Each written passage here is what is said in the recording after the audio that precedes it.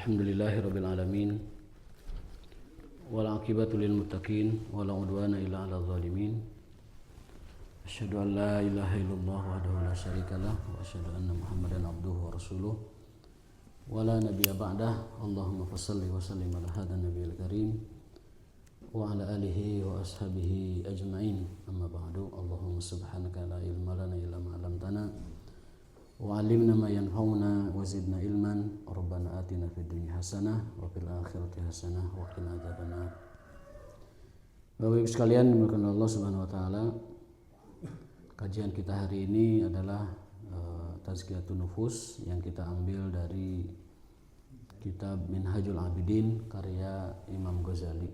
Menjawab pertanyaan dari Pak Dr. Hikmat yang kemarin, apa itu yang dimaksud dengan ilmu yang bermanfaat atau ilman nafi'an, karena kita disuruh untuk memohon kepada Allah supaya dapat ilmu yang bermanfaat. Ilmu banyak, tapi tidak semuanya bermanfaat. Bahkan ilmu agama sendiri itu banyak, tapi kadang-kadang bagi yang memilikinya itu tidak jadi manfaat buat dia. Maka apa sih yang disebut dengan ilmu bermanfaat itu, sehingga kita disuruh memintanya. Tidak sembarang ilmu, tapi ilmu yang bermanfaat.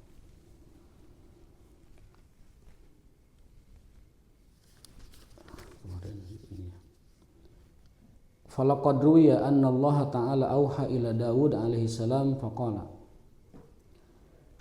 Diriwayatkan bahwa Allah Subhanahu wa taala mewahyukan kepada Nabi Daud alaihi salam, dan Allah berfirman, wahai Daud, tuntutlah ilmu yang bermanfaat, ta'allam al-ilma nafi.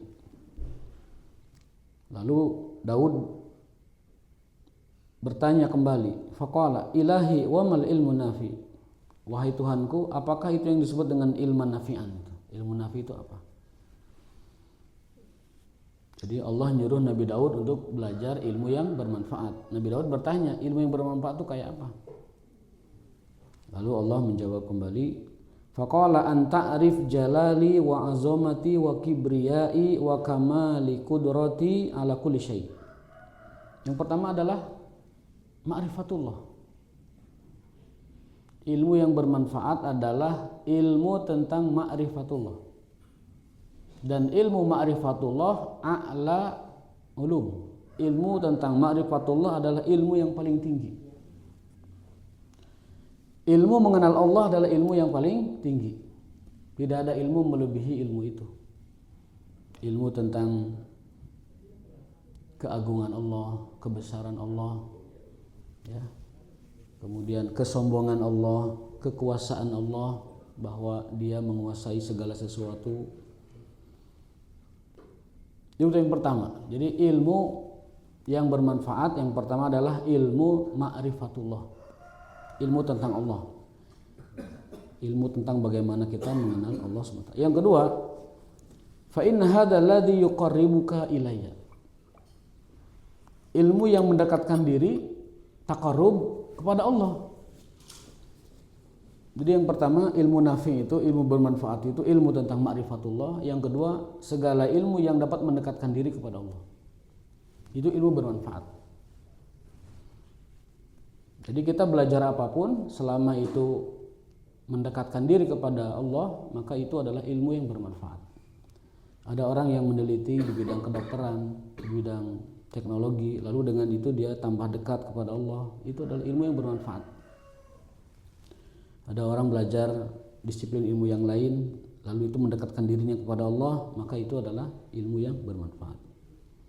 Wa an aliyin karramallahu wajhah annahu qala ma yasuruni law mittu tiflan wa adkhiltul jannata wa lam akbur fa a'rifu rabbi fa inna a'laman nas billahi asyaduhum khasyah. Yang ketiga, ilmu yang bermanfaat kata Imam Ghazali yaitu merujuk kepada pendapatnya Ali bin Abi Thalib, perkataan beliau, asyaduhum khasyatan, yaitu ilmu yang melahirkan rasa khasyah, rasa takut kepada Allah. Jadi yang pertama ilmu yang bermanfaat itu ma'rifatullah, mengenal Allah. Yang kedua adalah yang mendekatkan diri kepada Allah. Yang ketiga yaitu ilmu yang mewariskan rasa takut kepada Allah. Wa aksaruhum ibadatan. Lalu yang keempat, ilmu yang bermanfaat itulah ilmu yang menyebabkan orang itu menambah semangat beribadah. Itu ilmu bermanfaat. Wa ahsanuhum fillahi subhanahu wa ta'ala nasihatan. Lalu yang berikutnya, ilmu yang bermanfaat itu ilmu yang dengan ilmu itu menjadi nasihat untuk semua orang, untuk diri kita, untuk orang lain, dan juga untuk semuanya. Itu kategori ilmu yang bermanfaat. Jadi yang pertama adalah ilmu tentang ma'rifatullah, yang kedua ilmu yang mendekatkan diri kepada Allah, yang ketiga ilmu yang menambah takut kepada Allah, yang keempat ilmu yang menyebabkan kita motivasi banyak beribadah kepada Allah. Dan perlu digarisbawahi, ibadah itu ada yang ibadah qalbiyah, ada yang ibadah zahirah, kan gitu. Kemudian yang terakhir adalah ilmu yang dengan ilmu itu kita ahsanuhum nasihatan, yang dapat menunaikan ya nasihat kepada Allah dengan ahsan, dengan cara yang terbaik. Jadi itu ilmu yang berapa. Kalau orang mengajarkan atau nasihat atau dakwah tetapi tidak dengan cara ahsan, yaitu dia tidak memiliki ilmu yang bermanfaat. Ilmu yang bermanfaat itu ilmu yang menyebabkan orang manakala dia memberi nasihat itu dengan cara yang paling ahsan, yang paling terbaik. Kalau bahasa Al-Quran itu dengan hikmah ya, dengan hikmah. Banyak orang berdakwah tetapi tidak ahsan, banyak orang berdakwah tetapi tidak hikmah. Dan banyak orang berdakwah mungkin tidak mau itu hasanah. Maka di antara tanda orang itu ilmunya bermanfaat manakala ilmu tersebut diajarkan kepada orang lain dengan cara yang paling ahsan dan paling hikmah. Itu kategori ilmu yang bermanfaat. Wa amma shiddatuha fabdul nafsaka fil ikhlas fi talabil ilmi wal yakun talabu dirayah la talabu riwayah. Nah, kembali ke tema besarnya yaitu tentang ilmu. Ilmu yang patut kita tuntut ilmu bukan ilmu riwayat tapi ilmu diroyat. Ilmu itu ada dua, ada ilmu riwayah, ada ilmu diroyah. Ilmu riwayah itu ilmu tentang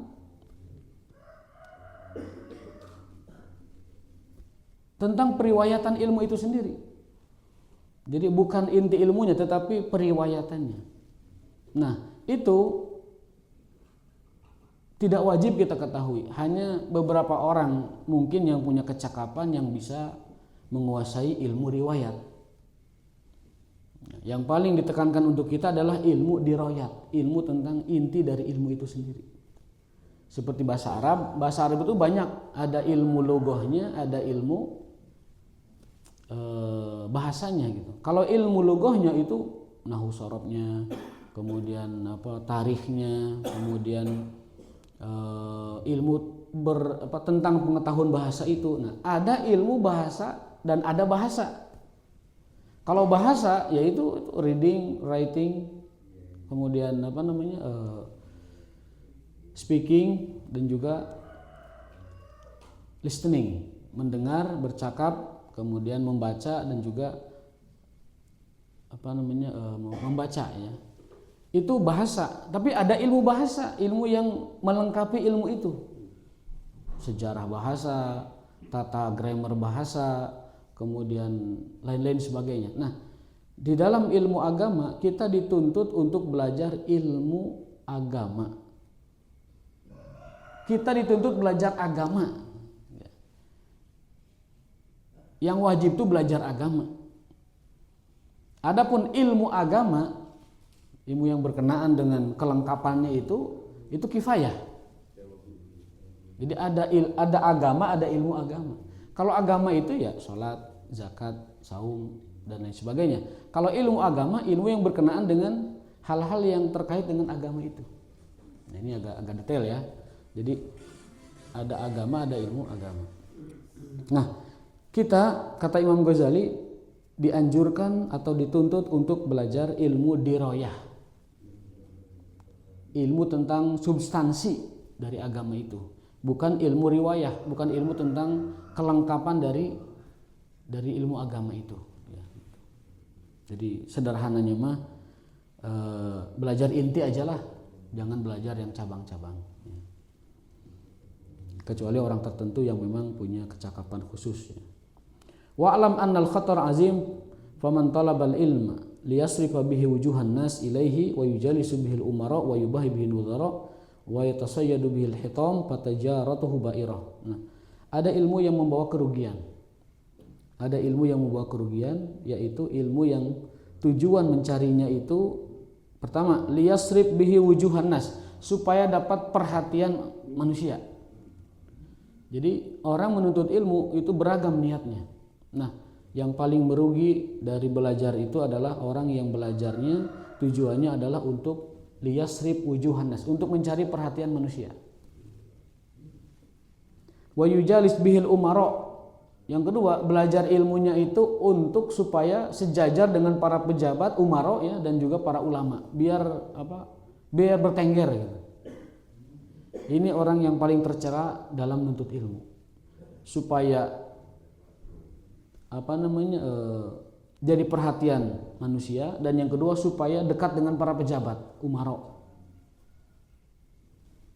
Yang ketiga, termasuk orang yang paling merugi dalam menuntut ilmu adalah yumari bihi sufaha, untuk membodohi orang-orang awam. Ini orang yang sangat rugi dalam menuntut ilmu. Satu, ingin dikenal manusia. Dua, ingin dekat dengan pejabat kekuasaan. Yang ketiga adalah supaya bisa membodohi orang awam. Itu ilmu yang paling rugi. Tapi insya Allah kalau kita makan tidak ada niat itu, udah buat apa juga. Satu, juga tidak ada kesempatannya. Yang kedua juga usianya udah pada tidak ada kesempatan untuk mencari perhatian penguasa, mencari perhatian manusia, membodohi orang awam. Insya Allah kita mah nggak ada ya. Kalau yang masih muda-muda mungkin, yang masih belajar dari awal ya, itu masih mungkin.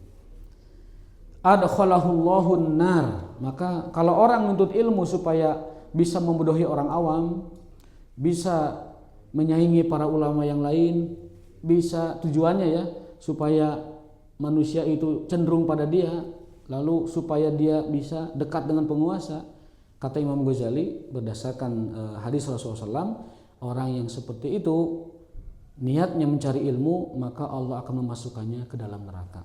Qala Rasulullah SAW, Rasul bersabda, barang siapa yang mencari ilmu liyufakhir bihil ulama, supaya duduk bersanding terhormat seperti para ulama, au liyumari bihi sufaha, atau membodohi orang awam, au liyasrif bihi wujuhan nas, atau supaya orang perhatian padanya, adkhalahullahu nar, dia akan dimasukkan ke dalam neraka. Nauzubillah min dzalik. Jadi penting sekali meluruskan niat dalam thalabul ilmi. Bukankah orang yang pertama kali diseret ke neraka itu 3 orang kan? Yang pertama adalah ulama, yang kedua ahli sedekah, yang ketiga siapa? Pejuang. Dalam riwayat lain ahli Quran. Jadi 3 orang yang pertama kali diseret ke neraka justru orang-orang baik. Ulama, ahli sedekah, mujahid, pejuang. Dalam riwayat lain ahli Quran.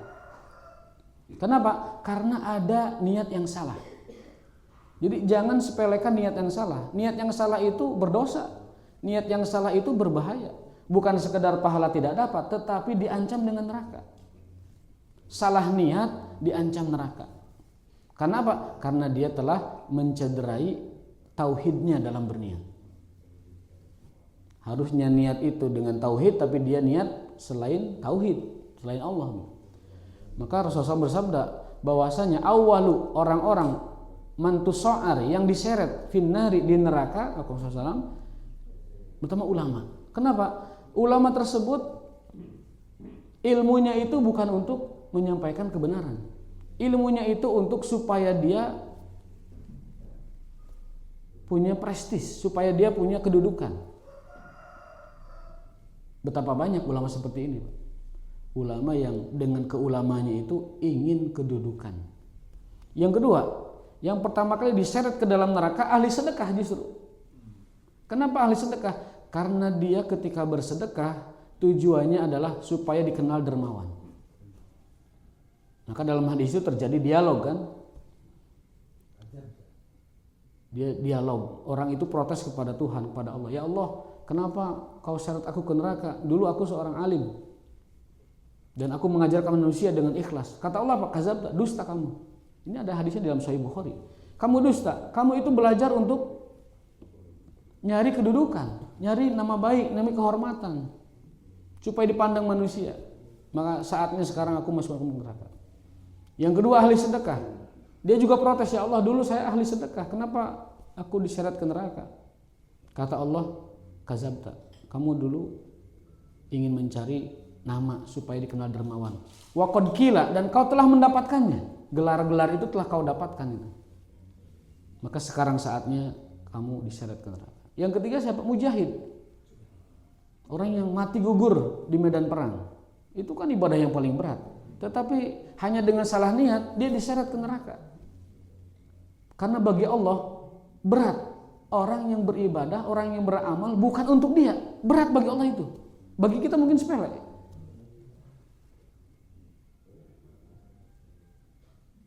Bagi kita mungkin sepele, ya. Niat bukan karena, tapi bagi Allah itu berat. Karena dia telah menduakan Allah dalam niat-niatnya. Itu syirik. Walaupun itu kategorinya mungkin syirik kecil, tetapi itu serius. Jadi Mujahid tadi protes juga, ya Allah, dulu inni qataltu fika, aku berjuang di jalanmu. Kata Allah, la kadzabta, dusta kamu. Kamu berjuang liyuqal annaka mujahid, kamu ingin dikenal sebagai pahlawan. Wa qad qila, dan kau telah mendapatkannya, kehormatan itu sebagai pahlawan. Nah, sekarang saatnya diseret ke dalam. Yang keempat, ahli Quran. Bahwa aku membaca Quran semata-mata untuk syiar, untuk agama, untuk Allah. Tapi Allah membantahnya. Dusta kamu, bohong. Kamu membaca Al-Quran liyuqal annaka qari, supaya kamu disebut sebagai qari, ahli Quran. Maka sekarang saatnya, karena ibadahmu bukan untukku, ibadahnya bukan karena Allah, maka dia diseret ke dalam neraka. Ini hadis yang paling ngeri buat kita. Kalau seorang alim, seorang ulama saja diseret ke neraka gara-gara salah niat. Kalau seorang mujahid diseret ke neraka gara-gara salah niat. Kalau seorang ahli sedekah diseret ke neraka gara-gara salah niat. Juga seorang qari, quro, pembaca Quran, penghafal Quran diseret ke neraka gara-gara salah niat. Apalagi kita yang bukan kategori-kategori itu. Maka perkara niat adalah perkara yang paling utama. Salah niat bukan hanya tidak dapat pahala, tetapi diancam Allah dengan neraka. Ini hadis yang baru kita baca. Barang siapa yang mencari ilmu supaya berbangga-bangga diri, atau membodohi orang awam, atau memalingkan manusia supaya senang padanya, liyasrif wujuhan nas ilaihi, adkhalahullahu an-nar. Qala Abu Yazid Al-Bustami rahimahullahu, amiltu fil mujahadah salasina sanah, fama wajadtu syai'an ashaddu alayya min ilmin wa khatri. Abu Yazid Al-Bustami, seorang arif billah, seorang alim, seorang mursyid as-suluk, seorang yang kita kenal, beliau adalah rujukan dalam ilmu tasawuf dan tazkiyatun nufus. Beliau mengatakan, amiltu fil mujahadah salasina sanah. Aku mujahadah, bersungguh-sungguh dalam mencari ilmu 30 tahun. Makanya dua pertemuan kemarin kita bahas ya, syarat mencari ilmu itu kan ada 6 ya. Satu apa? Ada pikiran, ada kecerdasan. Yang kedua, ada kesungguhan. Yang ketiga, ada biaya. Yang keempat, ada guru. Yang kelima, kesabaran waktu yang lama. Dan yang keenam adalah waktu yang lama, kesungguhan. Nah, 5 syarat menuntut ilmu yang sempat disampaikan Imam Syafi'i itu, yang terakhir adalah kesabaran dalam waktu yang lama. Nah, Imam Abu Yazid Al-Bustami mengatakan, aku menuntut ilmu itu 30 tahun. Mujahadah lagi di situ. Fama wajadtu asyaddu alayya, aku tidak mendapatkan yang lebih berat dari semua yang aku pikul kecuali ilmu itu sendiri. Jadi yang paling memberatkan beliau itu memikul ilmu, bukan ilmunya yang berat, karena ilmu mah tidak perlu dibawa. tetapi pertanggungjawaban terkait ilmu itu yang berat. Maka beliau mengatakan 30 tahun aku belajar mujahadah, yang paling beratnya itu adalah menjaga ilmu, menuntut ilmu. Khatari wa iyyaka an yuzayyin laka syaitan fayaqul laka idza kana qad warada hadzal khatar al-'azim fil ilmi fatarkuhu aula. Dan waspadalah, kata Abu Yazid Al-Bustami, waspadalah. Mungkin sebagian kita ada yang syubhat berpikir begini, oh kalau begitu nggak usah tahu banyak aja kalau gitu. Kalau ilmu itu berbahaya, kalau ulama itu berpotensi diseret paling duluan ke neraka gara-gara salah niat, kalau orang berilmu itu akan diminta pertanggungjawaban karena tidak mempraktekannya, misalkan, udah aja kalau gitu mah nggak usah banyak ilmu, semakin tahu semakin berat hidup ini. Nah, kan ada yang beranggapan begitu ya. Karena kita tahu riba, akhirnya nggak boleh riba. Karena kita tahu yang subhat-subhat itu nggak boleh, akhirnya menyimpulkan ya udah kalau gitu nggak usah banyak tahu aja. Nah itu adalah tazyin minasyaiton, itu adalah ulah syaitan untuk menghias pikiran kita seperti benar padahal salah. Jadi itu jebakan syaitan juga. Jadi kalau kita mengatakan daripada banyak tahu akhirnya bertanggung jawab, lebih baik sedikit tahu supaya tidak banyak tanggung jawab. Itu adalah tazyin, zinatus syaitan. Itu adalah hembusan dari syaitan supaya kita seolah-olah itu benar padahal itu adalah salah. Dalam Ibnu Qayyim istilahnya itu talbis ya, tipuan dari syaitan, menganggap sesuatu baik padahal buruk gitu. Sampai beliau ngarang buku Talbisu Iblis, jebakan-jebakan dari iblis. Di antara metode iblis menjebak kita itu adalah tadi, menghiasi amal buruk kita seolah baik. Ya, menghiasi amal buruk kita seolah baik, merubah ya merupa sesuatu yang buruk itu seolah baik. Nah, sebagian orang ada yang berpikir mungkin daripada kita banyak tahu lebih baik tarkuhu aula, mendingan tidak tahu sama sekali. Nah, kata Imam Abu Yazid Al-Bustami, fala tadunanna dzalik, jangan kau beranggapan seperti itu. Falaqad ruwiya an Rasulullah sallam annahu qala ittala'tu lailatal mi'raj 'alan nar. Kata Rasulullah sallam, malam Isra Mi'raj aku melihat neraka. Fara'aitu aksara ahlihal fuqara. Aku melihat kebanyakan penghuni neraka orang fakir. Fuqara. Qalu ya Rasulullah, para sahabat bertanya, ya Rasulullah, minal mal, apakah mereka itu fuqara, du'afa dari harta? Fakir miskin harta, maksudnya enggak punya harta? Qala la, bukan. Bal minal ilmi, tapi mereka adalah fuqara masakin ilmu. Jadi fakir ilmu. Ini istilah yang mesti kita bumikan juga ke masyarakat. Ada fakir miskin, ada fakir ilmu. Nah, ketika Rasulullah SAW Isra Mi'raj, ittala'tu lailatal mi'raj 'alan nar, aku melihat neraka saat Mi'raj dan aku melihat penghuninya kebanyakan orang miskin, orang fakir. Sahabat bertanya, miskin harta ya Rasul? Tidak, miskin ilmu. Artinya tidak belajar. Tidak belajar. Faman la yata'allamal ilma la yata'atta lahu ahkamul ibadah. Karena orang yang tidak menuntut ilmu, mana mungkin atau mustahil setelah itu dia tahu ahkam ibadat, hukum-hukum ibadah. Kalau orang tidak punya ilmu, mustahil tahu hukum ibadah. Kalau orang tidak punya bekal ilmu, tidak mungkin dia mengenal hukum-hukum ibadah. Wal qiyam bi huquqiha, dan menunaikan dengan sebaik-baiknya. Maka dari awal saya sudah menyampaikan dari pertemuan pertama, tujuan kita belajar itu 3, sederhana aja. Yang pertama adalah menghilangkan kebodohan, yang kedua adalah memperbaiki ibadah, yang ketiga menghaluskan adab. Hanya 3 itu. Kalau yang lain mungkin banyak tujuannya, supaya menjadi alim, supaya menjadi menguasai kitab, supaya mengetahui detail dari agama kita, supaya lebih dan lain sebagainya.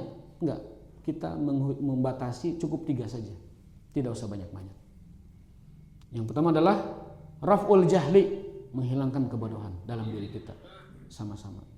Yang kedua adalah tahsinul ibadah, memperbaiki kualitas ibadah. Yang ketiga apa? Yang ketiga adalah ta'dibul akhlak, menghaluskan akhlak atau adab. Hanya itu aja tujuannya, tidak lebih ya. Baik, selesai bab tentang ilmu ya dari mangga ya, silahkan. Kalau tidak ada saya baca satu baris lagi. Ini cara menuntut ilmu ya, lupa saya tadi tidak menyampaikan. Kama yang bagi walau anna rajulan abadallaha subhanahu wa ta'ala ibadatan malaikatis samawat. Kata Imam Ghazali, andaikan seseorang beribadah kepada Allah bahkan dengan standar ibadahnya para malaikat, malaikatus samawat, malaikat langit malah. Andaikan ada orang beribadah standar ibadahnya para malaikat sekalipun, bi ghairi ilmin, tanpa ilmu, enggak tahu dasarnya ibadah itu, kana minal khasirin, maka dia adalah orang yang merugi. Ibadahnya itu tidak berkualitas. Ibadah tapi tanpa ilmu. Apa yang terjadi kalau ibadah tanpa ilmu? Satu, dia tidak bisa menjaga niatnya. Yang kedua, dia tidak bisa melakukan seperti yang seharusnya, kama yang bagi. Yang ketiga, dia tidak memiliki dasar dari pelaksanaan ibadah itu. Berarti ibadahnya dengan keawaman, dengan laisa ala asasi dalil, dengan tanpa berlandaskan dalil. Bisa sesat. Bisa sesat, bisa juga salah pelaksanaan, bisa juga salah niat dan lain sebagainya. Maka Imam Ghazali mengatakan, andaikan ada orang ibadah seperti ibadah para malaikat tanpa ilmu, kalau tanpa ilmu, fahuwa minal khasirin, maka dia termasuk orang yang merugi. Maka kita beruntung dengan sedikit demi sedikit kita mempelajari agama dan mendasarkan ibadah-ibadah kita, tahu dasarnya ibadah itu karena apa dan mengapa ya, itu kita telah meningkatkan kualitas beribadah kita. Kalau ibadah tidak dipandu ilmu, ada orang ibadah tidak dipandu ilmu ya, sakahayangna kemudian sapelak sagawena gitu, naon maneh salat, nah orang mah badawe ningali kolot salat, kunaon maneh zakat, nah da batur ge jarakat, orang zakat, nah itu kenapa kamu menunaikan ini, menunaikan itu? Nah, kumaha batur we, batur kitu nya kitu. Nah, ibadah nuturkeun batur tah eta. Ibadah tanpa ilmu. Ibadah tanpa, apa disebut dengan taklid buta. Taklid boleh asal ke mazhab, tapi kalau taklid kepada dirinya sendiri itu bukan taklid. Itu hawa nafsu. Ya. Taklid itu hanya boleh kepada mazhab, bukan taklid kepada dirinya. Kalau orang taklid pada dirinya itu bukan taklid, itu ittibaul hawa, mengikuti hawa nafsu. Fashammir fi talabil ilmi. Nah, carilah ilmu dengan cara berikut. Satu, bil bahsi. Bil bahas, dengan menelaah. Wa talqin, talaki dari guru. Talaki. Ini juga talaki, cuman talakinya talaki berjamaah. Langsung gitu. Wat tadris, dengan sekolah. Sekolah. Tadris, dirosah. Tadris itu dari kata dirosah. Jadi nuntut ilmu itu bisa dengan menelaah, tafakur tadabur, bisa dengan talaki wat talqin, dari guru belajar, atau dengan tadris, dengan tadi klasikal di kelas sekolah, atau kajian atau kursus atau apalah bentuknya. Wajtanibil kasal, jangan malas, wal malal, jangan bosan, wa illa kanat fi khatarid dolal, kalau tidak begitu Anda dalam khatarid dolal, dalam menuju jalan kesesatan yang nyata, yang bahaya. Wal iyazu billah, dan kita berlindung pada Allah dari hal seperti itu. Intaha. Selesai bab tentang ilmu, dan kalau ada waktu nanti kita lanjutkan dengan aqobatut taubah. Tangga ilmu sudah selesai, tangga kedua adalah tangga pertaubatan. Silakan barangkali ada yang bertanyakan, mungkin ada berapa menit? 1 menit, 2 menit. Monggo Pak Haji. Iya, makanya kan di dalam rangka meningkatkan kualitas beribadah ini, Betul. Allah juga memberikan satu alternatif. Makanya ada yang disebut dengan takwa yang benar-benar takwa. Kemudian ada yang paling mudah itu takwa sesuai dengan kemampuan. Allah juga paham bahwa setiap manusia itu tidak sama kualitasnya. Betul. Maka supaya setiap manusia itu memiliki peluang untuk masuk surga, diberikan peluang, misalnya ya seperti kami inilah yang terbatas kemampuannya, itu diberikan peluang bertakwalah kamu sesuai dengan kemampuan. Bataku mas tatok itu yang disaran surat At-Tababu 16 itu. Ini barangkali itu yang cuman memang kita ini kan senantiasa merasa haus ya. Kalau sudah membaca satu ayat kepengen yang lain ya teruskan seperti itu. Kemudian kalau kita menyadari bahwa dengan proses yang kita lakukan itu ternyata tadi ada istilah yang kepengen dipahami oleh orang lain, ya kita lari kepada hadis qudsi. Kalau muslim merasa bersalah kemudian datang kepada Allah bertobat, akan diberikan tobat. Jadi ini solusi supaya kita tidak dihantui dengan satu ketakutan, saya ini harus bagaimana. Terima kasih. Betul. Jadi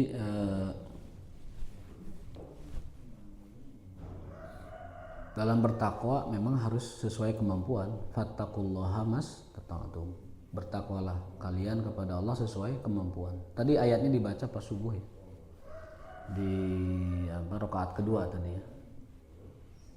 Tetapi makna dari fattaqullaha mastata'tum itu kalau kita lihat asbabun nuzul dari cerita latar belakang kenapa ayat ini turun, itu karena ada fenomena sahabat yang kalau sholat tahajud itu dari sore sampai subuh nggak sama sekali menyentuh keluarga, nggak menyentuh istrinya subuh. Kemudian puasa tiap hari nggak pernah makan.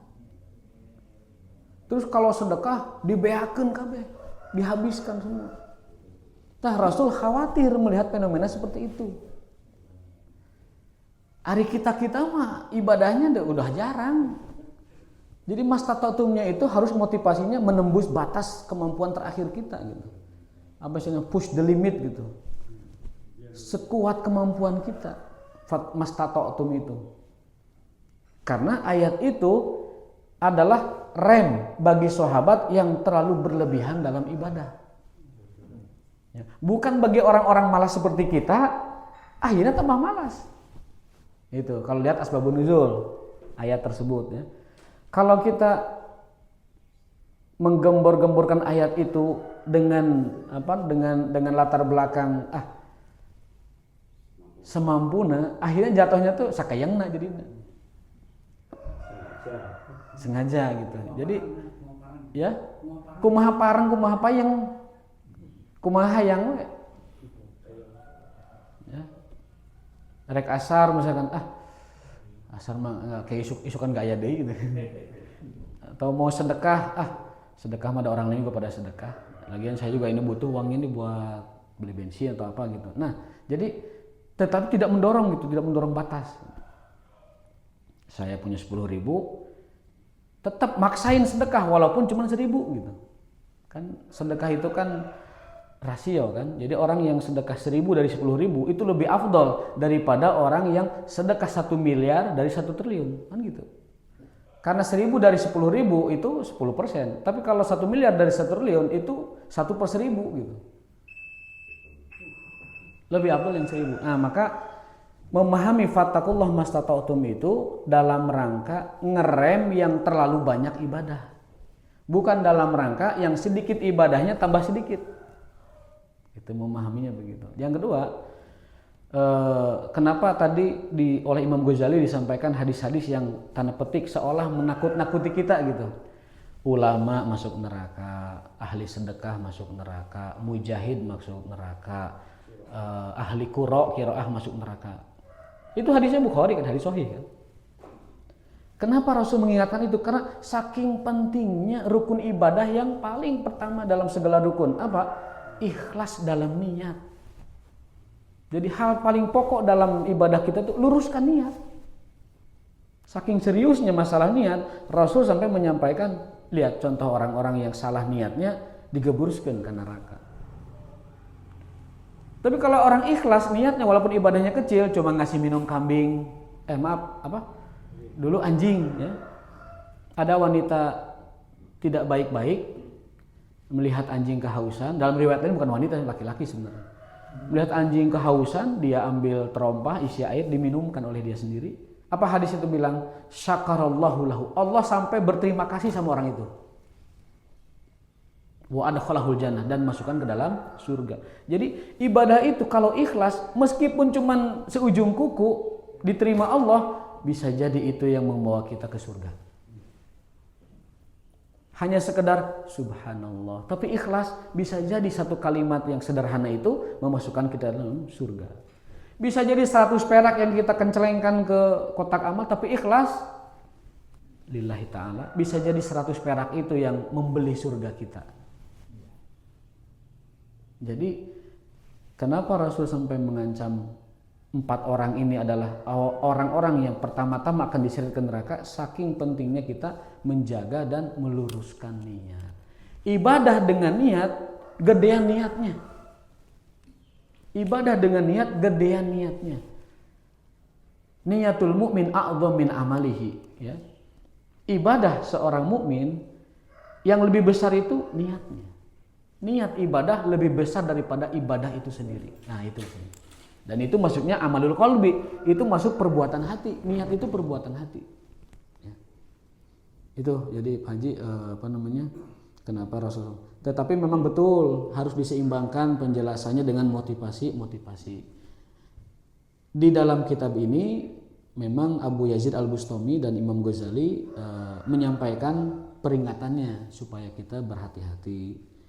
Tetapi kalau kita merasa terancam dengan hadis-hadis itu, ya bagus, berarti memang masuk itu hadisnya, berarti mempan itu hadisnya, ya. Supaya menjaga keseimbangan, kita jaga dengan optimis bahwa Allah Maha Rahim, Allah Maha Rahman, Allah Maha menerima amal, ya. Dan Allah Maha baik, pasti menerima amal-amal kita. Senantiasa roja kepada Allah, berharap, tidak putus asa. Senantiasa takut kepada Allah supaya kita bisa menjaga kualitas, dan senantiasa disertai mahabbah, rasa cinta, rasa senang ketika kita beribadah kepada Allah Subhanahu wa taala.